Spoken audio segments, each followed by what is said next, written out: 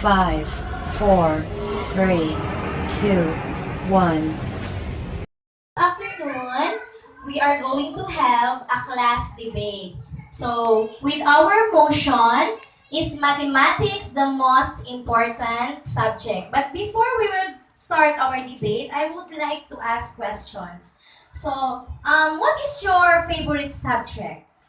Yes, Diana? Mathematics. Other than mathematics, yes. English. Another. Shalmark. Mathematics. So, another, aside from math, yes, Tim. Science. So, why do you love those subjects? Why? Yes, Zyrus, Alken. What is your favorite subject? Science. Why do you love science?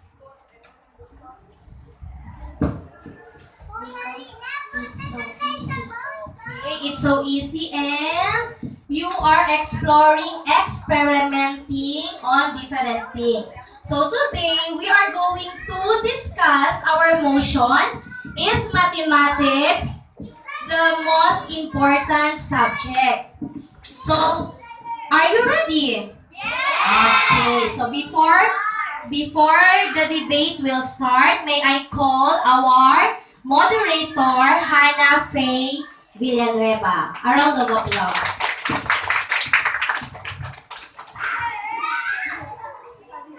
To the personalities at the presidential table, to our class advisor, fellow classmates, debaters, a better afternoon to all. I'm Hannah Faye Villanueva, your moderator for today's debate. With the motion, mathematics is the most important subject. I'm honored to introduce to you the panel of the Board of Judges. Our first judge is a grade 6 advisor and the school math coordinator. Help me welcome Mrs. Agnes Mariano.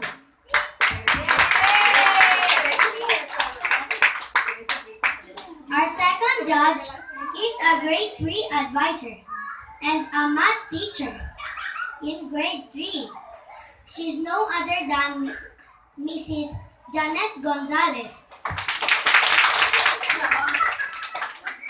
Our third judge and the chairman of the Board of Judges is a grade 3 advisor, a master teacher too, and the OIC of our school. The person I'm referring to is Mrs. Elizabeth F. Locson. Let us give them a round of applause. At this juncture, I would like to present to you, on my right, the proposition team, which believes that mathematics is the most important subject, headed by their team leader, Zyrus A. Labine, with the following members: Anika Dane E. Miguel, Diana Jane R. Lumora, Kinder R. Del Rosario, Laura Andrea F. Wisit, and Shelmark Francisco. And on my left, the opposition team, which believes that mathematics is not the most important subject, held by their team leader, Team Joshua F. Fajardo, with the following members: Ira Isil I. Pilien, Kel Drexler R. Tuti, Angel Q. Llagas, and Laura Jasmine F. Campaner, and Ryan A. Angway. And our facilitator for today's debate is our advisor, and at that same time, our math teacher, Mrs. Kathleen Ella L. Casas. Our timekeeper and recorder are Daniela Marie Ferrer and Mary Dominic Ann Banito. The guidelines for today's debate: each speaker can express their opinion for a maximum of 2 minutes. Once the speaker reaches the time limit, the timekeeper we ring the buzzer. And that means the speaker needs to stop. The guidelines for today's debate, each speaker can express their opinion for a maximum of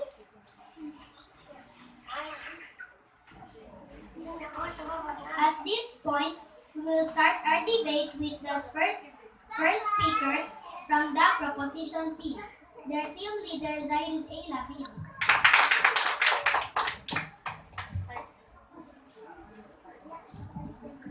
Mathematics is important in life because it is used to perform many different daily tasks, telling time and counting change. It is also used when we buy something and to figure out if we have enough money. Math helps us to use a recipe for cooking and baking by measurement. It can be used in driving because it calculates speed. Math is used in measuring height and weight.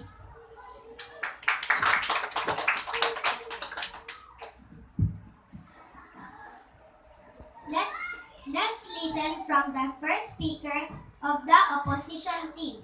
Their team leader, Team Joshua F. Pahard.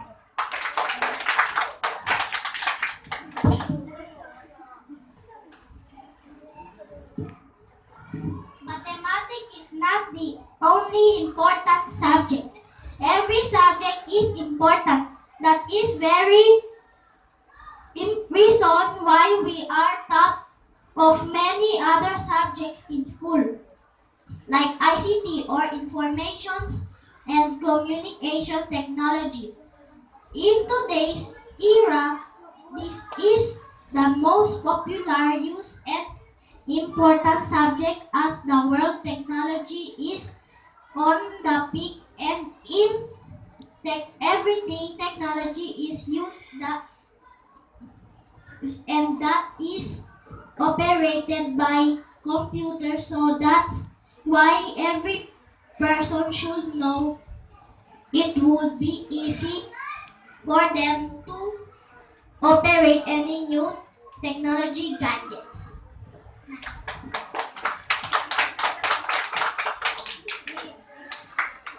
We will now hear from the second speaker of the proposition team, Anika Dane E. Miguel.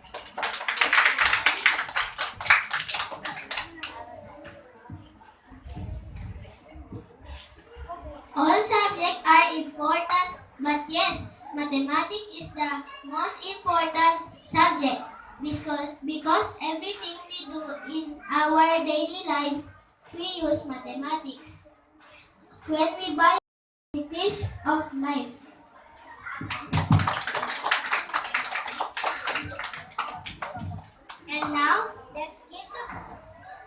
And now, let's give the floor to the second speaker from the opposition team, Ira Kisil Aitilian.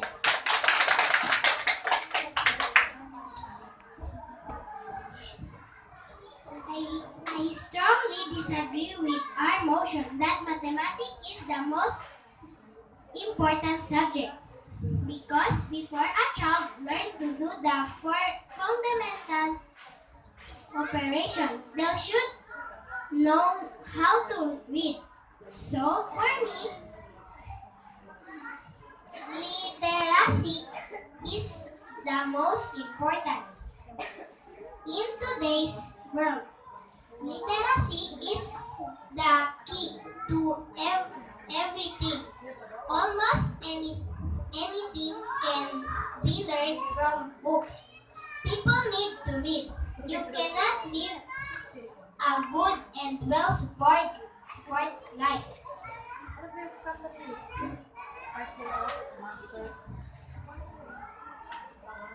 without knowing how to read and grammar.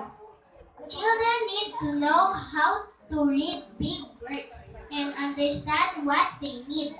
They need to be able to read big books.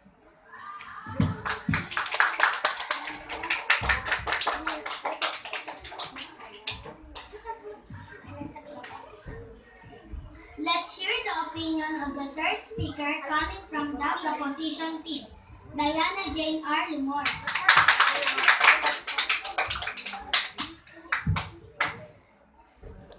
Without math, logic would be impossible.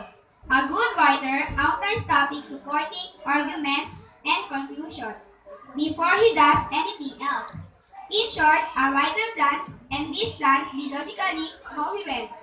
Since logic forms a branch of mathematics, one cannot evade the ultimate transition in writing between mathematical thought and the language arts at its highest level of reasoning.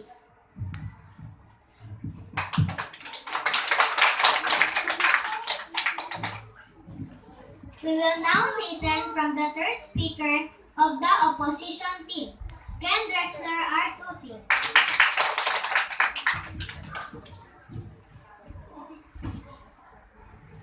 We all know that mathematics is useful in our everyday life, but I disagree. The mathematics is most important subject because communication skill is the very most important of them all. Communication is more important than calculation in the world. Now, if a person does not know how to communicate with people from the outside world, how can he or she survive? I can get by with calculator, but I have yet to figure out how anyone can get by without communicating and still be successful in life.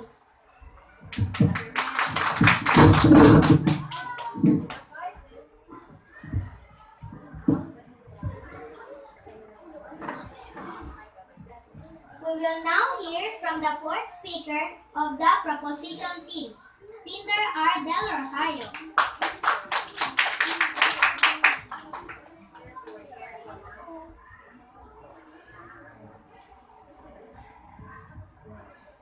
Math is used all around the world. There are so many different kinds of culture and race around the world. But we all have one thing in common, that is math. Math is like universal language. Wherever you go, math is used. Math is a way of life. Children did not learn mathematics. They all struggled to calculate, which is massively important in almost all jobs.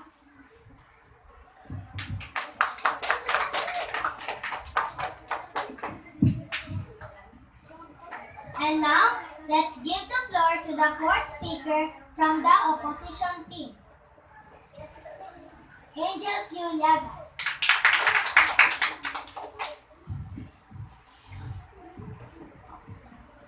Mathematics is not the only important subject. Language is an important life tool. Honestly, if you learn to be fluent in a language, chances are you won't forget it after you graduate if you keep in practicing.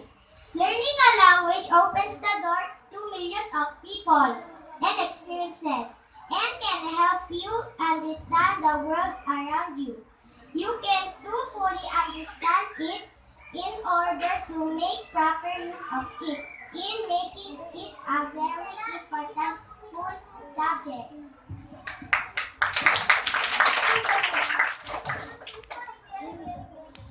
Let's hear the opinion of the fifth speaker coming from the proposition team, Lara Andrea FPC.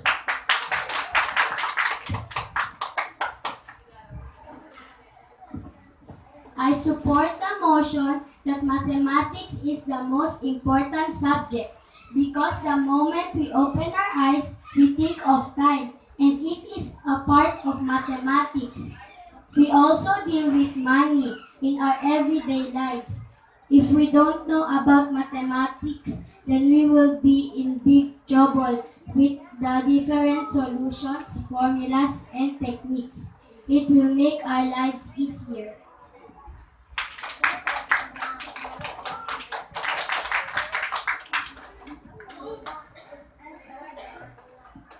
We will now listen from the fifth speaker of the opposition team, Elora Jasmine Campaner.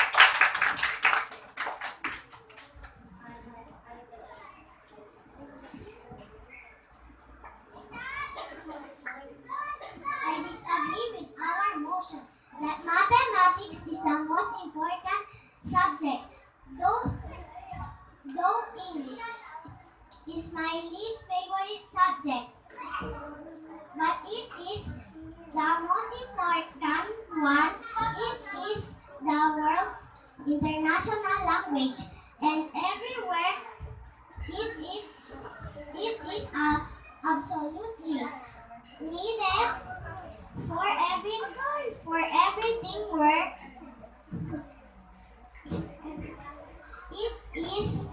It is absolutely in order to be successful. You need it for interviews, to learn many other subjects, for discussion and group activities, and for communicating with your teachers. You can't live without.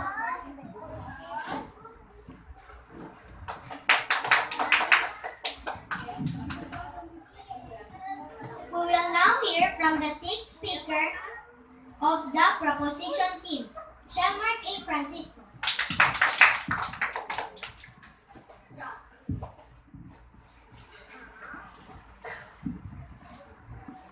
Math is most important because it is used in our everyday lives, in our business transaction, in our daily baon given by our parents. We use math to add, subtract, multiply, and divide our money. We even check time, which includes math, for us to be able to determine that we are early or late, knowing basic mathematics principles. They keep us from carrying a calculator. We can use mental calculations.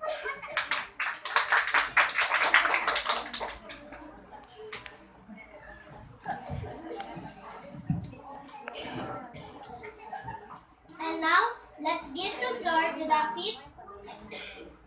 the sixth speaker from the opposition team, Ryan A. Angway.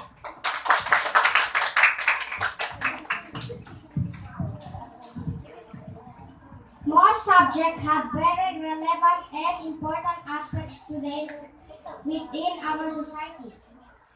It depends in what context you mean. Things like science and mathematics are used if you're thinking of scientific development. English and ARPAN are for communication skills and learning from our past.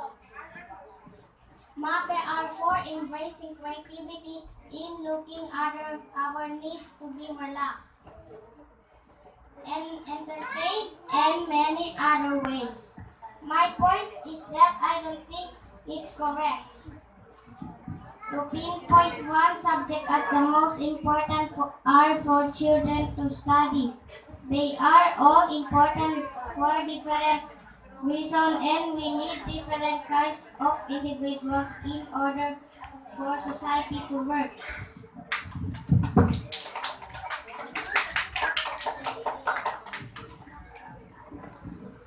There you have it. We all heard the different opinions from the proposition and opposition team. Defending their stand in our motion, mathematics is the most important subject. I will now hand over this microphone to the chairman of the Board of Judges, Mrs. Elizabeth F. Lawson. A round of applause, please. Okay, good afternoon, the opposition and the proposition. Yes. So as early as now, at your age, you were able to express, you were able to deliver your insights about mathematics. So for this group, mathematics is important. For you? Okay. But it depends on how we use in our daily lives. So meaning, you were able to express how mathematics could be important to us. But depending na, you know. So for This, I congratulate you. You're very good in as much as I know you prepare this for a short period of time, but then you were able to deliver well. So job well done. Keep it up and congratulations.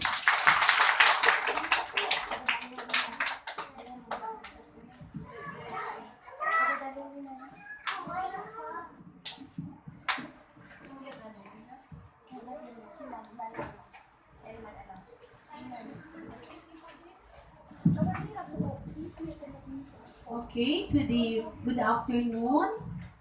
So, to the proposition and to the opposition, so you did a good job.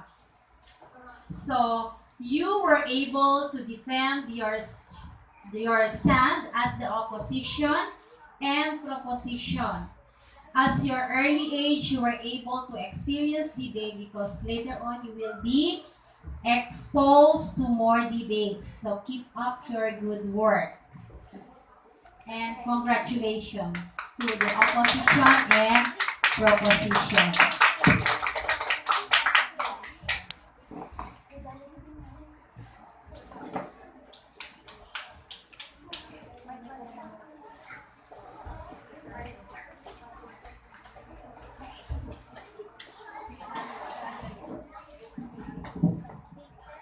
Again, good afternoon to the proposition and the opposition. You are very impressive, and I observed there were three debaters who can express very well and can deliver the message exactly as he wanted or she wanted to say. So again, congratulations to everyone for doing a good job from the opposition and from the uh, proposition team. Congratulations.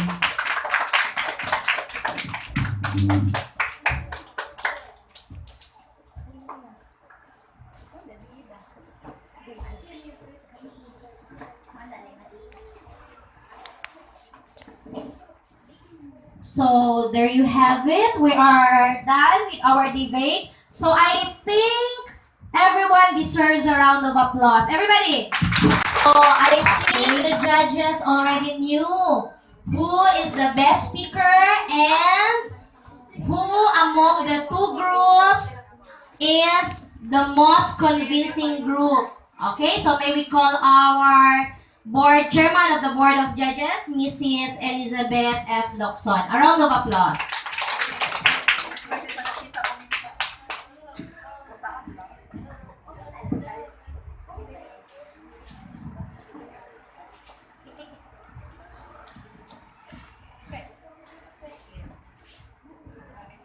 Good afternoon once again.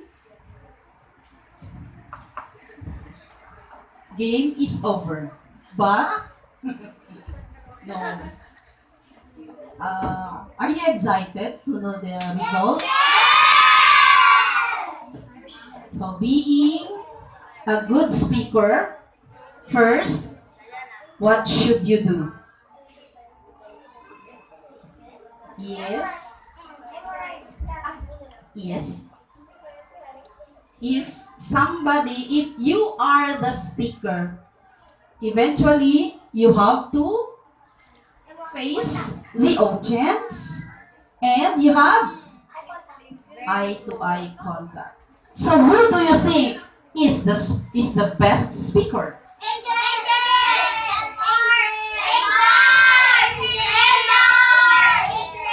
It comes from this group. Who is he? Okay, your bet is correct. Can you come here? Can you come now to this part wherein everybody could see that you really did your job well and you are declared as the best speaker. What can you say about it? Thank you. Okay.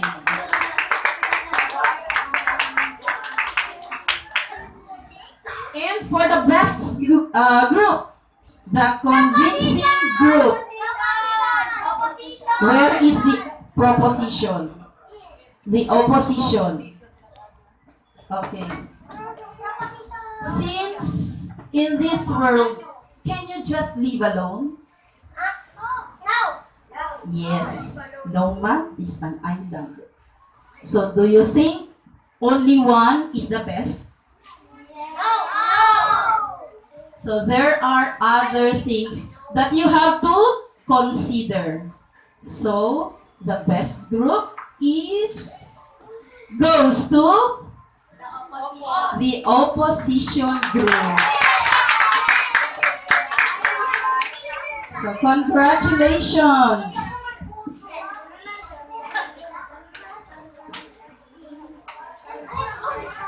Okay, congratulations to Shelmar Francisco for being the best speaker and the opposition group for convincing our judges that mathematics is not the most important subject because there are many subjects. No, it depends upon your need.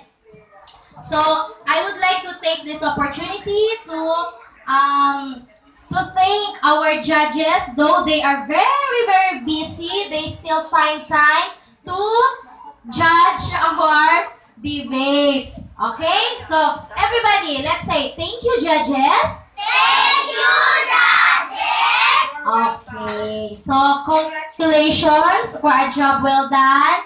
Thank you very much and good afternoon.